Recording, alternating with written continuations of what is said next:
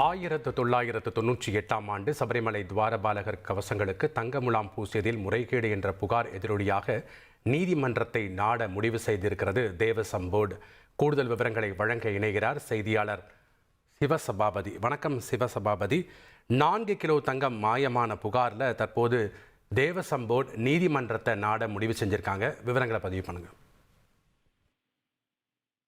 கேரள மாநிலத்தில் இருக்கிற ஸ்ரீ ஐயப்பனுடைய கோயில், அதாவது சபரிமலை ஐயப்பன் அப்படிங்கிறது உலக புகழ்பெற்ற ஒரு மக்கள் வாங்கக்கூடிய ஒரு கோயிலாவே இருந்துட்டு வருது. இந்த கோயிலுக்கு பாத்தீங்கன்னா 1998 விஜய் மல்லையா 30 கிலோ தங்கம் வழங்கி அந்த கோயில்ல இருக்கிற அதாவது மேற்கூரை மற்றும் துவாரபாலக சிலை மற்றும் பீடங்கள் போன்றவற்று தங்கம்லாம் பூசப்பட்டு பராமரிக்கப்பட்டு வந்துச்சு.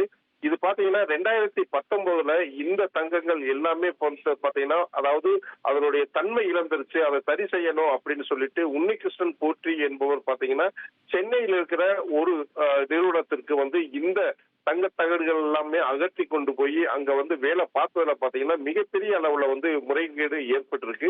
இது மட்டும் இல்லாம பாத்தீங்கன்னா கிட்டத்தட்ட ஒரு 4 கிலோ தங்கங்கள் குறைஞ்சிருக்கு அப்படிங்கிறது தற்பொழுது விசாரணையில தெரிய வருது. இதனால இந்த உன்னிகிருஷ்ணன் போற்றி யார், இவர் எப்படி இந்த தங்க தகடுகள் எல்லாம் எடுத்துட்டு போனாங்க, இதற்கு அனுமதி யார் கொடுத்தது அப்படின்னு சொல்லிட்டு கோர்ட்டும் இதை கேட்டிருக்காங்க. இதை தொடர்ந்து பாத்தீங்கன்னா கேரள தேவசம் போர்டு பாத்தீங்கன்னா இந்த சம்பவம் குறித்து 1998 இருந்து 2025 வரை, அதாவது இந்த துவார பாலகர் சிலை கவசம் மற்றும் தங்க தகடுகள் தங்க பீட தகடுகள் போன்றவை குறைஞ்சிருக்கிறது, காணாமல் இருக்கிறது விரிவான ஒரு விசாரணை தேவை அப்படின்னு சொல்லிட்டு தேவசம் போர்டு நீதிமன்றத்தை அணுக உள்ளனர். தற்பொழுது பாத்தீங்கன்னா நீதிமன்றங்களுக்கு இந்த பூஜா ஹாலிடேஸ் விடுமுறை காலங்கள் என்பதால் இந்த கோர்ட் மீண்டும் செயல்பட தொடங்குறப்போ தேவசம் போர்டு சார்பாக இந்த வழக்கு தொடுக்கப்பட உள்ளது. நன்றி சிவசபாபதி, உங்களுடைய தகவல்களுக்கு.